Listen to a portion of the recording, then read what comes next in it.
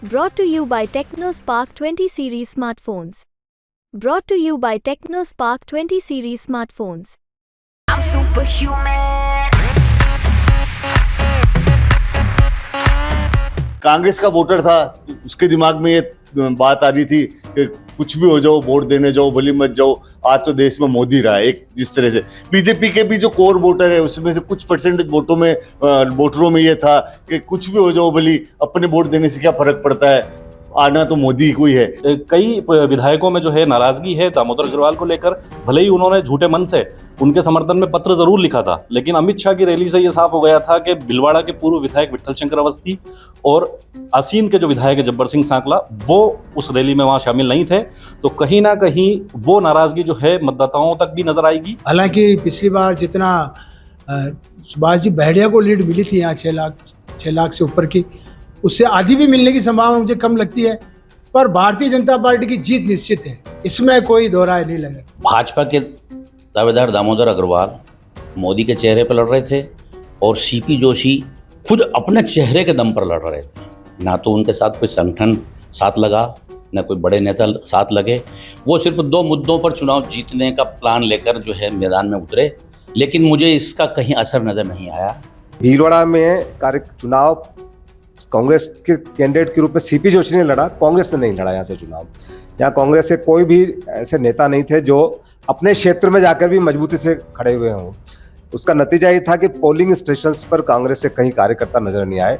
कई जगह तो पोलिंग पार्टी कांग्रेस के लोगों को ढूंढती रही कि साहब कांग्रेस का कोई बंदा हो जो अंदर भी आके बैठे। राजस्थान और मेवाड़ में भी भीलवाड़ा में एआईसीसी के जनरल सेक्रेटरी, केंद्रीय मंत्री रहे और विधानसभा के स्पीकर रहे डॉक्टर सीपी जोशी के ऐन वक्त पर चुनाव के लिए हाँ करने के बाद से भीलवाड़ा में मुकाबला बड़ा रोचक हो गया था। डॉक्टर सीपी जोशी का मुकाबला जो सन 80 से विधानसभा और लोकसभा चुनाव जीतते आए, एक बार भीलवाड़ा से लोकसभा का चुनाव जीत गए, उनका मुकाबला प्रदेश भाजपा के महामंत्री रहे दामोदर अग्रवाल से हुआ, जो पहली बार चुनाव लड़ रहे थे।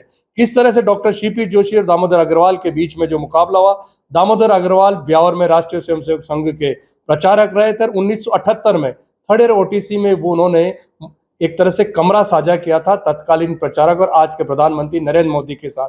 शायद उसी वजह से दामोदर अग्रवाल को बीजेपी ने एक ऐसे व्यक्ति का टिकट काटा जो 6,12,000 वोटों के बड़े मार्जिन से चुनाव जीते थे। राजस्थान में जीत का सबसे बड़ा अंतर सुभाष बहड़िया का था। एक तरह से क्रिकेट की भाषा में कहूं तो सबसे खराब पिच पर बैटिंग करने के लिए सीपी जोशी बैट बल्ला लेकर आए थे। किस तरह का चुनाव का उनका चुनाव रहा और क्या रिजल्ट रहेंगे, भीलवाड़ा के पत्रकार साथी हमारे साथ है, उन्हीं से बात करते हैं। भीलवाड़ा लोकसभा को किस तरह से देखते हैं आप? भीलवाड़ा लोकसभा क्षेत्र में अब तक जब भी चुनाव होते आए हैं तो भाजपा कहीं ना कहीं धरातल पे उसका चुनाव जमा हुआ दिखता है। कहीं ना कहीं उसका चुनाव का एक शुरुआत से लेके और अंतिम जिस दिन वोट पड़ रहा होता है, अंतिम 5 बजे तक या अंतिम समय तक, उस समय तक उसका कहीं ना कहीं चुनाव में सक्रियता दिखती है। इस बार नो डाउट भाजपा का जो चुनाव प्रचार है वो थोड़ा सा ठंडा दिखा, मगर जिस तरह से अचानक लास्ट के 5 दिनों में भाजपा ने अपनी सारी ताकत जो कि संगठन को सक्रिय किया, जिस तरह से भीलवाड़ा छोटा नागपुर के नाम से विख्यात है पूरे देश में, तो उस छोटे नागपुर को कहीं ना कहीं जो नीचे का जो संघ का ढांचा है उसका भी लास्ट के 5 दिनों में जिस तरह से उपयोग किया गया। अलग अलग जो भीलवाड़ा की जो आदर्श विद्या मंदिर स्कूल है उसमें बाकायदा अंतिम दिनों में जिस तरह से बैठकें की गई और जिस तरह सक्रिय किया गया, कहीं ना कहीं भाजपा को लग रहा था कि ये चुनाव टक्कर में आ गया। जो 6,12,000 की जीत का जो आंकड़ा था उसके बावजूद भाजपा किसी तरह से इस अंतिम दिनों में इसको लेकर कहीं सहज नहीं थी। भाजपा ने पूरी अपनी ताकत झोंकनी पड़ी। 6,12,000 का अंतर पिछले चुनाव का था, उसके बावजूद भी कहीं एक तरह से एक तरफा नहीं लग रहा था कि चुनाव एक तरफा जा रहा है। अब रही बात जिस तरह से वोटिंग कम हुई उसको लेकर तरह तरह की चर्चाएं, तो मेरा मानना है जैसे आम लोगों से बातचीत हुई या कहीं हुआ तो कांग्रेस का वोटर था, तो उसके दिमाग में ये बात आ रही थी कि कुछ भी हो जाओ, वोट देने जाओ, भली मत जाओ, आज तो देश में मोदी रहा है। एक जिस तरह से बीजेपी के भी जो कोर वोटर है उसमें से कुछ परसेंटेज वोटरों में ये था कि कुछ भी हो जाओ, भली अपने वोट देने से क्या फर्क पड़ता है, आना तो मोदी को ही है। एक वोटिंग परसेंटेज कम रहने का ये कारण भी रहा। शादी ब्याह तो रही क्योंकि तेज हवा था, तो एक गर्मी थी, पर मेरा मोटा मानना ये है कि ये जो जीत का मार्जिन है वो भले कम हो जाए, मगर ये जो पलड़ा मेरे को जो लग रहा है वो भाजपा का भारी इस चुनाव में लग रहा है। सीपी जोशी ने जो चंबल के पानी को मुद्दा बनाया था, 1 लाख लोगों को रोजगार देने का अवसर पैदा करने की बात, वो कहीं मुद्दा पेनिट्रेट हुआ? वो मुद्दा जिस तरह से बनाने का प्रयास तो किया गया, 1 लाख लोगों को रोजगार देने का, मगर इस बीच जो टेक्सटाइल ट्रेड फेडरेशन के अध्यक्ष हैं और संस्थापक रहे दामोदर अग्रवाल, उन्होंने बड़े अलग स्टाइल से इस पूरी जो उन्होंने गुगली जो फेंकी सीपी जोशी ने, उस गुगली को बहुत अलग अंदाज में एक अच्छे मजे में बैट्समैन के रूप में खेला। और उन्होंने करीब करीब जहां जहां पे भी अपनी मीटिंगें रही उसमें ये कहा भीलवाड़ा में बेरोजगारी इतना बड़ा मुद्दा नहीं है, हमारे यहाँ पे टेक्सटाइल सिटी है और टेक्सटाइल सिटी में करीब करीब जितनी भी बड़ी बड़ी फर्म्स हैं, जितनी बड़ी बड़ी औद्योगिक इकाई हैं, उनके सबके बाहर लिखा रहता है 12 महीने भर्ती चालू है। तो उन्होंने कहीं ना कहीं, उनको भी लग रहा था ये मुद्दा है, पर इस मुद्दे को कैसे खेलना है एक मजे में बल्लेबाज के रूप में उन्होंने खेला। अब ये बात तो जो रिजल्ट आएगा उसके बाद में तय हो पाएगा कि कितना रहेगा। दूसरी बात, आपने पानी का मुद्दा कहा, पानी का नो डाउट मुद्दा चर्चा में जरूर था, हर आदमी के दिमाग में था, हर आदमी कह रहा था, पर ये वोटों में कितना कन्वर्ट हो पाएगा ये देखने वाली बात है। दूसरी बात, ये जितने बड़े धुरंधर है कांग्रेस के जिले में, जो प्रदेश स्तरीय अपने आपको नेता कहलाते हैं, उनको कथित रूप से कहा जाता है, उन्होंने केवल और केवल अपना जो खुद का विधानसभा चुनाव उन्होंने लड़े, जिन्होंने भी लड़े 7 विधानसभा क्षेत्रों, उनका 10% भी काम कहीं धरातल पे दिखा नहीं मेरे को। तो ऐसे में लग नहीं रहा कहीं पे भी कांग्रेस, जिसको कह सकते हैं बहुत बड़ा मार्जिन कहीं कम कर पा रही है, पर ये जरूर है मार्जिन कुछ कम होगा, मगर इतना कुछ आसान रहेगा मेरे को लग रहा है भाजपा के लिए। भाजपा के लिए भीलवाड़ा आसान रहेगा, मार्जिन कम होगा, आपकी क्या राय है?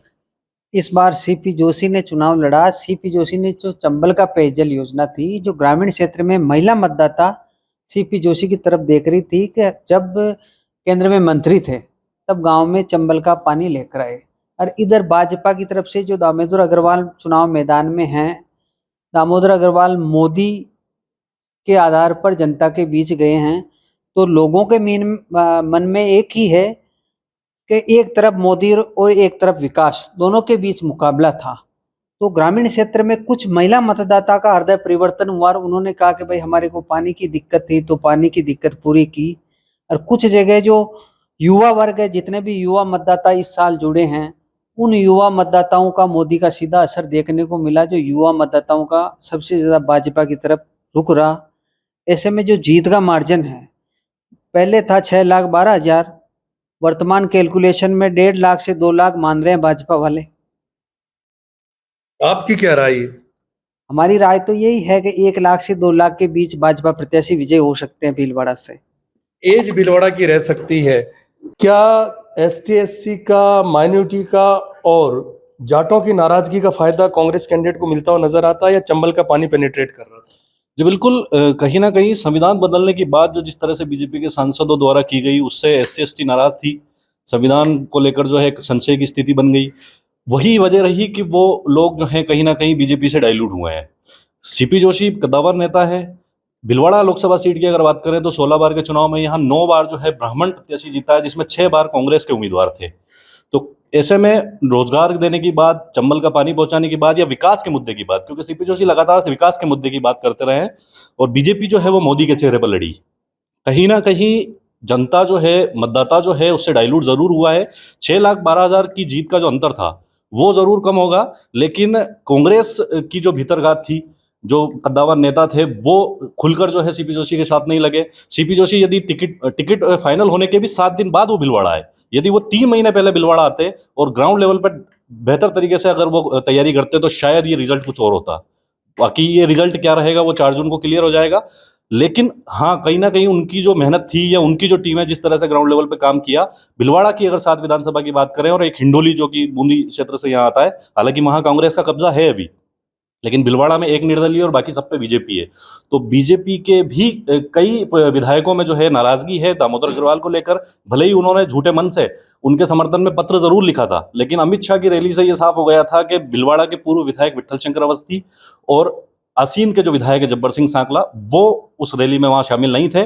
तो कहीं ना कहीं वो नाराजगी जो है मतदाताओं तक भी नजर आएगी और उसी का परिणाम होगा कि रिजल्ट जो होगा वो जीत के अंतर को जो है काफी कम कर देगा। एज किसकी नजर आती है आपको? अपर हैंड बीजेपी का दिखता है या कांग्रेस का दिखता है? बीजेपी कहीं ना कहीं मजबूत है, क्योंकि मांडल से बड़ी जीत हासिल हुई थी, पूर्व मंत्री वहां से हारे, जहाजपुर से राज्य मंत्री हारे, हालांकि जीत का अंतर बहुत कम था। लेकिन जिस तरह से ग्राउंड लेवल पर बीजेपी ने काम किया, क्योंकि कैडर बेस पार्टी है, कार्यकर्ताओं की बड़ा हुजूम है उनके साथ में, और कांग्रेस के साथ में वो नहीं था। कांग्रेस यहाँ बिखरी हुई है, जिला अध्यक्ष अपनी टीम नहीं बना पाए, विधायक कोई जीता हुआ नहीं है, वो दिल से साथ नहीं लगे। एक धीरज गुजर सीपी जोशी के साथ खुल के लगे, लेकिन उसका फायदा मिलता नजर नहीं आ रहा है।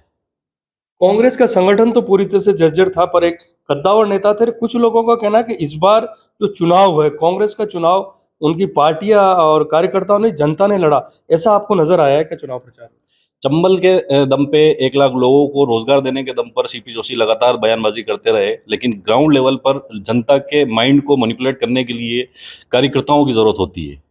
आरएसएस और बीजेपी संगठित रूप से कार्यकर्ताओं के साथ में ग्राउंड लेवल पर काम कर रहे थे, लेकिन स्थानीय लेवल पर ही कांग्रेस के पास में कार्यकर्ता नहीं थे। कार्यकर्ता कम, नेता ज़्यादा हैं। ऐसी स्थिति में जनता को मैनिपुलेट करना या उनको अपने और रुझान तक लाना, वो काफ़ी मुश्किल था कांग्रेस के लिए। शायद आप सही कह रहे हैं, कार्यकर्ता कम, नेता ज्यादा। शायद ये बात सीपी जोशी ने कार्यकर्ताओं की बैठक में भी कही थी कि यहाँ सारे नेता हैं। बस उसी का कहीं ना कहीं नुकसान जो है कांग्रेस को रहेगा। लेकिन सीपी जोशी की मौजूदगी, क्योंकि वो कद्दावर नेता है, पहले भी यहाँ से सांसद रहे हैं, भिलवाड़ा को काफ़ी उन्होंने जो है विकास की योजनाएं दी हैं, आगे भी वो 1 लाख लोगों को रोजगार देने की बात कर रहे हैं। तो ऐसे में जनता जो है सोच रही है, युवा वर्ग जो है वो भले ही वो बीजेपी की तरफ डाइल्यूट है, मोदी चेहरा जो है सामने है, लेकिन सीपी जोशी के आने से जीत का अंतर जरूर कम हुआ है। कुछ और पत्रकार साथियों से बात करते हैं कि भिलवाड़ा लोकसभा चुनाव को कैसे देखते हैं आप? क्या बीजेपी का एज रहेगा, कांग्रेस का रहेगा, क्या स्थिति बनी है? भिलवाड़ा लोकसभा चुनाव की अब तक की जो मतदान के बाद की तस्वीर सामने आ रही है, उसमें ये साफ दिखाई दे रहा है कि भारतीय जनता पार्टी के यहाँ जीत की संभावनाएं दिखी। 8 विधानसभा हैं, जिसमें से शहर भिलवाड़ा में हमेशा भारतीय जनता पार्टी की बहुत अच्छी लीड रही। इस बार भी काफ़ी अच्छी लीड रहने की संभावना। हालांकि पिछली बार जितना सुभाष जी बहड़िया को लीड मिली थी यहाँ 6 लाख से ऊपर की, उससे आधी भी मिलने की संभावना मुझे कम लगती है। पर भारतीय जनता पार्टी की जीत निश्चित है, इसमें कोई दो राय नहीं लगा, क्योंकि 5 विधानसभा ऐसी है जहाँ भारतीय जनता पार्टी बढ़त पे है। भिलवाड़ा, मांडल, आपके शाहपुरा और कांग्रेस किन 3 विधानसभा चुनाव पे आपकी दृष्टि से बढ़त ले सकती है? एक हिंडोली ले सकती है, एक मांडलगढ़ ले सकती है, दूसरा एक आसींद के अंदर जितना पहले पिछली बार के बनिस्बत इस बार वहाँ काफ़ी कम मार्जिन पर है। वहाँ अगर कांग्रेस लीड भी ले सकती है, ऐसा नहीं कि नहीं, पर वहाँ जो भी लीड लेगा 5,000-10,000 के नीचे का आसपास। तो मतलब कुल मिला के जो जाटों की नाराजगी थी या ST SC थी या माइनॉरिटी था, सीपी जोशी का चंबल का पानी उनको जीत दिलाने में शायद सहायक सिद्ध नहीं होगा। चंबल के पानी का जहाँ तक सवाल है, कांग्रेस का संगठन यहाँ बिल्कुल मृतप्राय है। कोई भी इश्यू होता है पब्लिक के अंदर, किसी भी इश्यू को आपको अगर चुनाव में फायदा लेना है तो वो सबसे पहले संगठन काम करता है। आप चुनाव के समय अगर कोई बात कि हमने आपको ये दिया और 5 साल तक आप उसको भूल जाएं, तो लोग कहेगा तो 5 साल पहले मिला था यार, वो उसको आज नहीं मानता है। संगठन जब तक उस बात को बराबर कहता है, इनकेस नहीं करता ना, तब तक इसलिए उसका फायदा नहीं मिला। उससे पहले भी रामपाल शर्मा खुद खड़े हुए थे, उन्होंने भी इसको बुनाया कुछ कि भाई मैं, हमारे कांग्रेस के राज में चंबल आया, मैं रामपाल उनका सीपी जोशी का खास था, मैंने बहुत प्रयास किया। तो लोगों ने कहा भी कितने आदमी इसको बुनाएंगे, उसका कुछ फायदा हुआ है? ऐसा नहीं, गांव में नहीं हुआ। गांव में लोग फिर भी लोगों ने कहा है कांग्रेस को जो लीड कम हो रही है पिछले बनिस्पत के मुकाबले, उस लीड का सबसे बड़ा कारण ये है कि सीपी जोशी यहाँ खड़ा था, उसकी हाइट है, उसने जो काम किया है उसको लोग पसंद कर रहे थे। उसका चुनाव नहीं जीत पाए क्योंकि यहाँ संगठन नहीं है कांग्रेस का। कांग्रेस की पिछले 5 साल में जिसकी कोई गतिविधि नहीं हुई, आप समझिए 3 साल में जिस कांग्रेस के जिला संगठन की गठन नहीं हो सकता है, बिना संगठन के कोई भी राजनीतिक दल नहीं चल सकता है। ये सबसे बड़ा उसका श्रेय मैं आपको बताऊं, जनता पार्टी है। पूरी सत्ता में 302 सीटों से, पर उसने संगठन नहीं बनाया, वो 2 साल में खत्म हो गई। आज तक उसका पार्टी का कोई नामो निशान नहीं रहा। तो कांग्रेस जब तक संगठन को नहीं मजबूत नीचे खड़ा करने की सोचेगी, जब तक कुछ नहीं होगा। मेवाड़ में इसीलिए उसको लॉस हो रहा है, भिलवाड़ा में इसीलिए उनको नुकसान हो रहा है। और लोगों से बात करते हैं। प्रकार से कांग्रेस का राज था, कांग्रेस धरातल पे ये चर्चाएं थी कि इस बार कांग्रेस की सरकार वापस आने वाली है, मगर कहीं ना कहीं विधानसभा चुनाव के अंदर जो एकदम से पिटारा खुला और भाजपा की सरकार बनी, और जो अंदाजा नहीं लगाया जा सकता था, उससे अच्छे परिणाम लेकर आई भाजपा। यही लोकसभा चुनाव के अंदर ही यही परिणाम सामने आ सकता है, क्योंकि भारतीय जनता पार्टी और कांग्रेस के अंदर जिस प्रकार से भिलवाड़ा लोकसभा क्षेत्र की बात करें, तो भिलवाड़ा लोकसभा क्षेत्र के अंदर पहले दामोदर गुर्जर को टिकट देना कांग्रेस की तरफ से, उसके बाद टिकट बदलकर उनको राजसमंद भेजना, उसके बाद सीपी जोशी को टिकट देना कहीं ना कहीं कांग्रेस से चाहती थी कि जिसकी पकड़ है सीपी जोशी को, कांग्रेस के कार्यकर्ता भी कह रहे सीपी जोशी को टिकट मिले तो यहाँ से जीत सकते हैं। मगर ऐसे कैसे भारतीय जनता पार्टी के कार्यकर्ताओं में भी एक उत्साह था कि दामोदर अग्रवाल को टिकट मिलेगा तो कहीं ना कहीं यहाँ पे सीट वापस आ सकती है।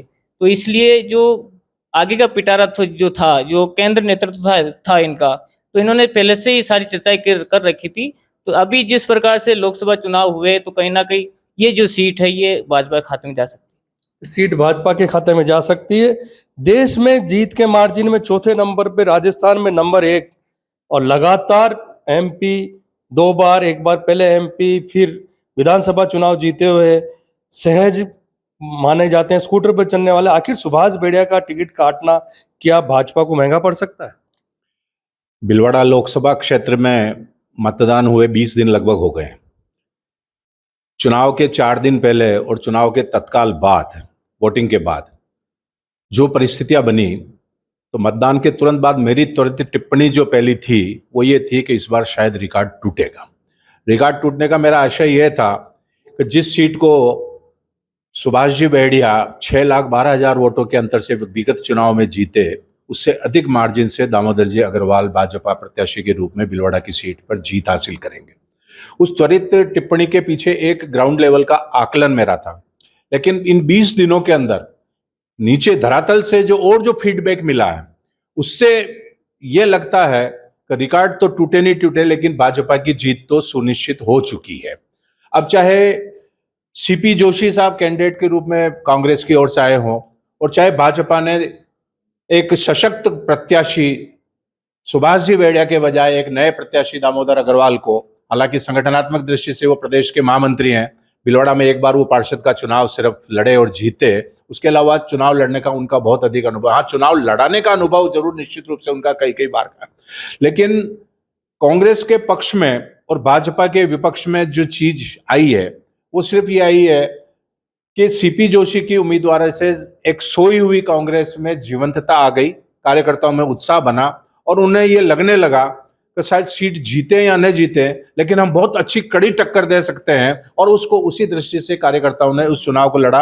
और सीपी जोशी ने, जैसा विगत चुनाव के अंदर उन्होंने एक चंबल का जल भिलवाड़ा में लाकर भिलवाड़ा की प्यास बुझाने का वादा किया था, जिसको साकार करने की दिशा में वो आगे बढ़े, इस बार भी उन्होंने एक तुरप का इक्का चलाया 1 लाख लोगों को रोजगार देने का, और कॉलोनियों के अंदर जहां जहां पानी नहीं पहुंच पा रहा है वहां पानी पहुंचाने का काम के उन्होंने जो बात की है, और उसके आते उन्होंने वोट को अपने पक्ष में लाने की चेष्टा की है। दूसरी ओर भाजपा ने एक सुनियोजित रणनीति के तरह स्थानीय मुद्दों को हावी नहीं होने दिया और केवल केंद्रीय मुद्दों को और केवल नरेंद्र मोदी को सामने रख करके वोट की अपील की, जिससे एक भावनात्मक लगाव मोदी जी के प्रति और मोदी जी को तीसरी बार प्रधानमंत्री बनाने के प्रति जो कार्यकर्ताओं का, आम मतदाताओं का एक था मन के अंदर, उस दिशा में उन्होंने ये काम किया। लेकिन ये निश्चित रूप से है कि भिलवाड़ा भारतीय जनता पार्टी का गढ़ था, गढ़ है और आगे गढ़ भी रहेगा। लेकिन एक बहुत बड़ा ड्रॉबैक जो इस लोकसभा चुनाव में देखने को मिला, सुभाष जी बेड़िया का टिकट काटना भारतीय जनता पार्टी की पहली गलती।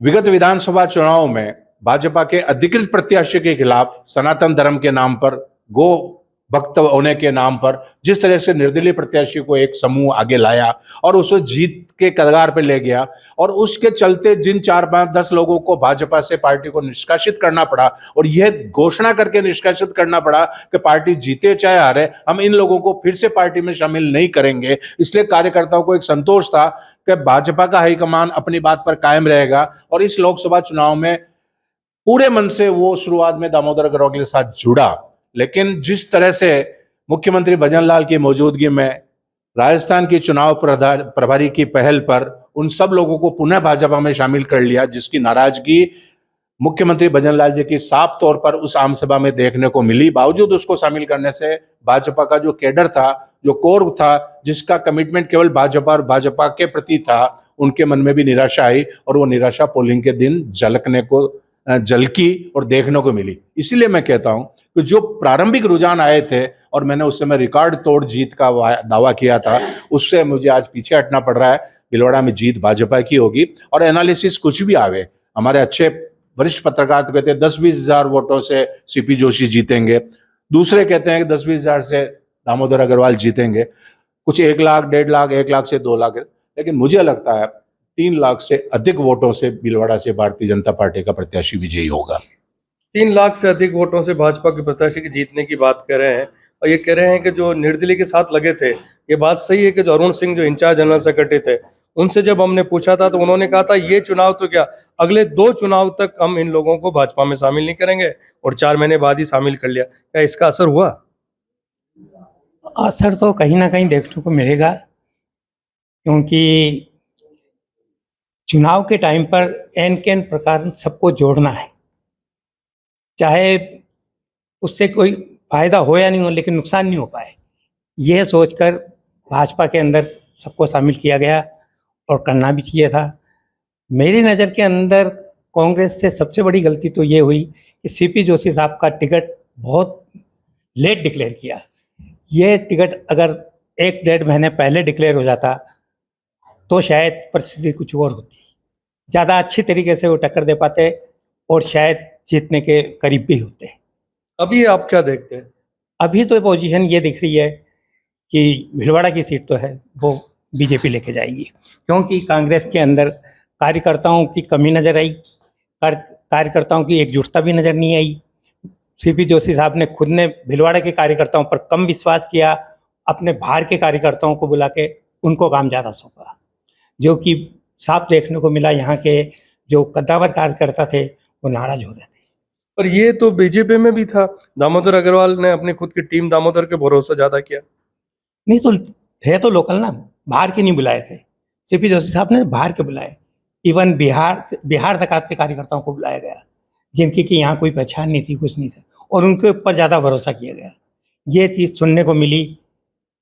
इवन नाम नहीं लेना चाहिए था, लेकिन जो यहाँ के सबसे बड़े लोकल नेता हैं उन्होंने भी ये बात कही, यार हम पर ऊपर जब विश्वास ही नहीं कर रहे तो हम क्यों आगे आए।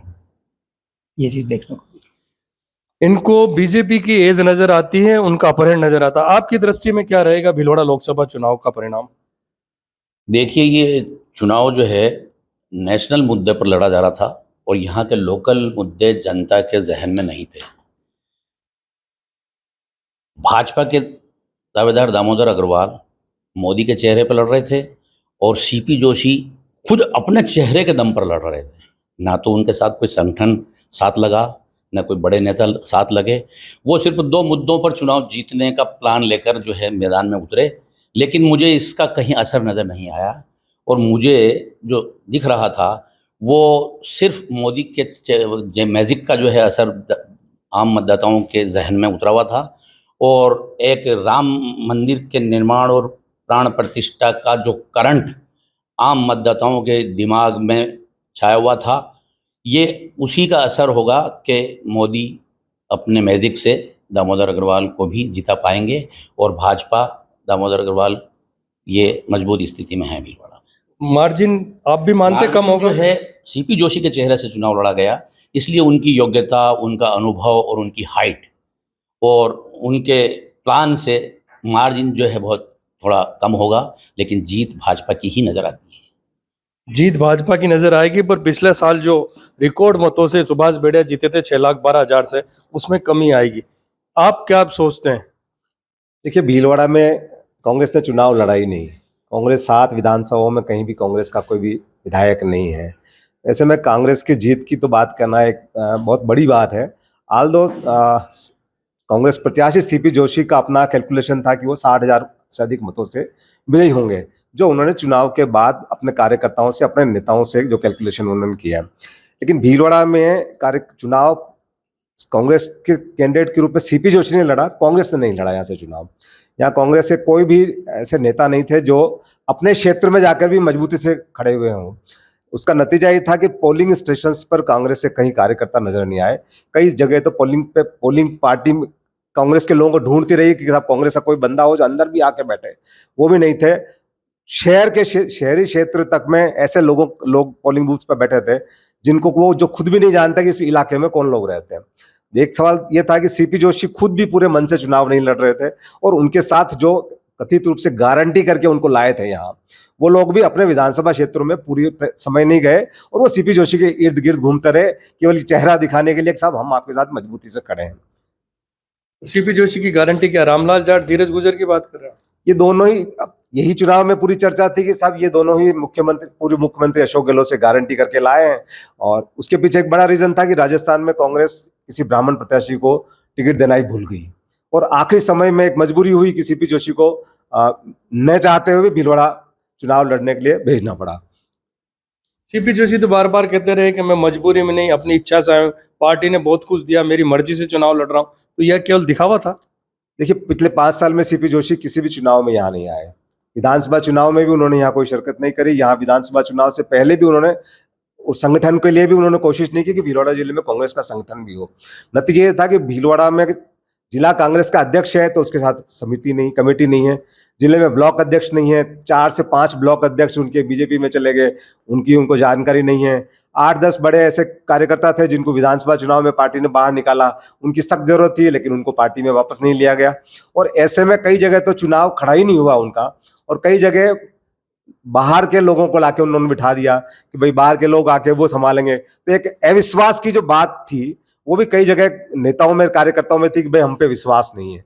जब वित्तीय व्यवस्थाओं की बात थी तो सीपी जोशी ने सब जगह वित्तीय व्यवस्था में अपने खुद के जयपुर से लाए हुए लोगों को बिठा रखा था। तो बड़े नेताओं में और कार्यकर्ताओं में एक पहले ही एक हीन भावना थी कि उनको कांग्रेस के राज में कुछ नहीं मिला। और दूसरी बार जब उन लोगों को देखा और उन लोगों के अंडर में उनको काम करना पड़ा तो वो मन मार के केवल दिखावे के लिए काम कर रहे थे कि भाई ठीक है। उनको ये निर्णय था कि कांग्रेस तो जीत नहीं सकती यहाँ से, और नतीजा भी यही है कि कांग्रेस यहाँ से चुनाव तो नहीं जीत सकती। कांग्रेस तो यहाँ से चुनाव नहीं जीत सकती, आपका क्या आंकलन? प्रमोद जी, जीत हार का फैसला तो 4 जून को होगा, और कांग्रेस में सीपी जोशी के मुकाबले कोई और बेहतर कैंडिडेट भीलवाड़ा के लिए नहीं हो सकता था। जीत हार का जो मार्जिन पिछली बार 6,12,000 का था, और जैसा कह रहे हैं कि 3 लाख 2 लाख हो, मेरा मानना है कि ये मार्जिन बहुत कम करने में सीपी जोशी ही सक्षम थे और वही ये करके बताएंगे। सीपी जोशी सक्षम थे, मार्जिन कम करके बताएंगे, पर ज्यादातर लोगों का कहना है कि यहाँ एज बीजेपी की रहेगी, अपर हैंड बीजेपी का। आपकी क्या राय है? प्रमोद जी, साहब भीलवाड़ा के अंदर ये तो निश्चित है कि जीत बीजेपी की है, पर सीपी जोशी कांग्रेस के कद्दावर नेता है, भीलवाड़ा से जुड़े हुए हैं। भीलवाड़ा पे काफ़ी सारे उनके कार्यकर्ता हैं जिनसे उनकी नज़दीकियां हैं, इस वजह से उनको ये फ़ायदा मिलेगा। और भीलवाड़ा में वो सामने वाले जो बीजेपी के कैंडिडेट है उसको टक्कर देंगे। मेरा ये मानना है कि इतनी जो पहले सुभाष बेड़े की जो जीत थी, उस जीत का जो जितना गैप था, उस गैप को सीपी जोशी कम करने में सफल रहेंगे। क्या जाटों की नाराजगी का फायदा, बीजेपी से नाराजगी का फायदा सीपी जोशी को मिलता हो देखते हैं? गांव में स्थिति तो पॉजिटिव है, शहर में नहीं मिलेगी। शहर में तो बीजेपी फायदे में रहेगी, और गांव में आज भी जाट बीजेपी से नाराज है। और सीपी जोशी का जो चंबल का जो प्रोजेक्ट है, उस प्रोजेक्ट का इनको सीपी जोशी को फायदा मिलेगा। एक SC/ST के आरक्षण का क्या वास्तव में फायदा कांग्रेस को मिलता हो नजर आ? नहीं, ये SC/ST का आरक्षण का कोई फायदा नहीं मिलेगा। ये बीजेपी के लिए ये मुद्दा उठाना ही बीजेपी के लिए थोड़ा सा ये फायदा इसलिए कि भी बीजेपी को ज्यादा फायदा है, क्योंकि प्रधानमंत्री खुद ही कह रहे हैं कि हम आरक्षण को खत्म नहीं करेंगे, किसी भी कंडीशन पे आरक्षण को खत्म नहीं करेंगे।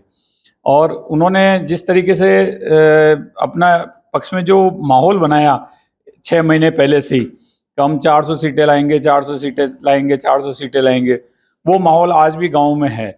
पर क्या है कि सीपी जोशी का प्लस पॉइंट ये है कि इन्होंने जो वादा किया था भीलवाड़ा की जनता को, कि अगर भीलवाड़ा की जनता को मैं पानी नहीं पिला पाया तो दोबारा वोट मांगने नहीं आऊँगा। पिछले 5 साल बाद वो पानी भीलवाड़ा में नहीं आ पाया था किसी कारण की वजह से, तो वो उन्होंने चुनाव लड़ना ही मुनासिब नहीं समझा, चुनाव नहीं लड़े। और अब जब पानी आ चुका, पूरे भीलवाड़ा के 95% एरिया कवर हो चुका है, 95% एरिया पानी का चंबल परियोजना का जो है, उसमें उस वजह से क्या वो आज भी गांव में जाके कहते हैं कि साहब मैंने जो वादा किया है वो वादा मैंने निभाया है, और पुनः नया वादा कर रहा हूं कि भीलवाड़ा में 1 लाख युवाओं को रोजगार दूंगा। तो लोगों में थोड़ा सा विश्वास रहता है कि साहब ये पहले भी इन्होंने कहा था कि यार पानी पिलाऊंगा, आप मुझे वोट दो। लोगों ने वोट दिया, जिता दिया, पानी पिला दिया। अब कह रहे साहब मैं अब अगर आप पुनः वोट दोगे तो मैं हो सकता है 1 लाख युवाओं को रोजगार दूंगा। तो एक गांव में एक मन में एक बात होती है कि साहब जो आदमी वादा कर रहा है वो वादा निभा रहा है। और इनके सामने जो बीजेपी के कैंडिडेट थे, अभी के नहीं, पहले वाले जो कैंडिडेट थे, MLA रहे हैं, MP रहे हैं, सुभाष बेड़िया, आज दिन तक उनके भीलवाड़ा जिले को उनका कोई बड़ा प्रोजेक्ट या बड़ा कोई उनका अचीवमेंट नहीं है कि भाई भीलवाड़ा में मैंने ये दिया है।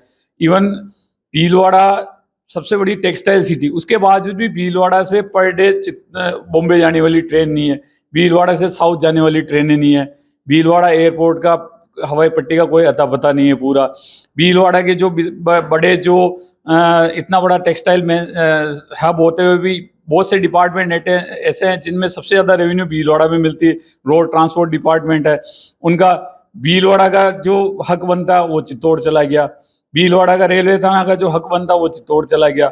उस बहुत सारे ऐसे डिपार्टमेंट हैं जिनके भीलवाड़ा बड़ा डिस्ट्रिक्ट होते हुए भी यहाँ हेडक्वार्टर नहीं है, और एक छोटे से जिले पड़ोसी जिले 50 किलोमीटर दूर वहाँ इनका हेडक्वार्टर है।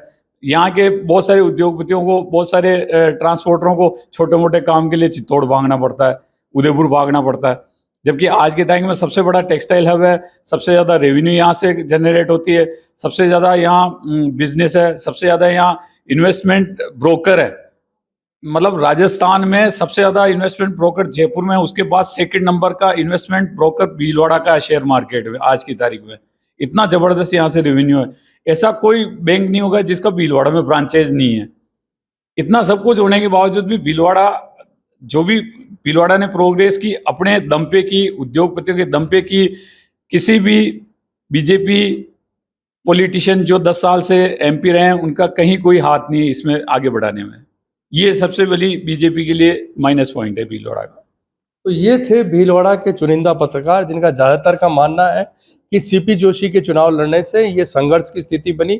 सीपी जोशी का कद बड़ा था, उन्होंने जो अपना 2009 से 14 के बीच में चंबल के पानी का जो कमिटमेंट किया था वो पूरा किया। 1 लाख लोगों को रोजगार के अवसर पैदा करने की बात उन्होंने की। पर मोदी मैजिक, हिंदू वोटों का पोलराइजेशन और साथ ही साथ लोगों का कहना कि जाटों की नाराजगी की वजह से कांग्रेस को बढ़त तो मिली, पर कांग्रेस का जर्जर जो संगठन था उस वजह से सीपी जोशी पूरी तरह से चुनावी मैदान में अपना चुनाव प्रचार खड़ा नहीं कर पाए। और इसी वजह से ज़्यादातर पत्रकारों का यह कहना है कि ये बात सही है कि 6,12,000 का मार्जिन कम हो जाएगा, और हमारे कुछ पत्रकार साथियों का कहना है कि ये मार्जिन कुछ हजारों में हो सकता है, कुछ का कहना है 1 लाख, 2 लाख, 3 लाख। पर ज़्यादातर पत्रकार साथियों का यही कहना है कि एज बीजेपी की रहेगी, अपर हैंड बीजेपी का रहेगा, और भीलवाड़ा लोकसभा क्षेत्र में एक बार फिर भारतीय जनता पार्टी चुनाव जीत सकती है। राजस्थान तक के लिए प्रमोद तिवारी, भीलवाड़ा।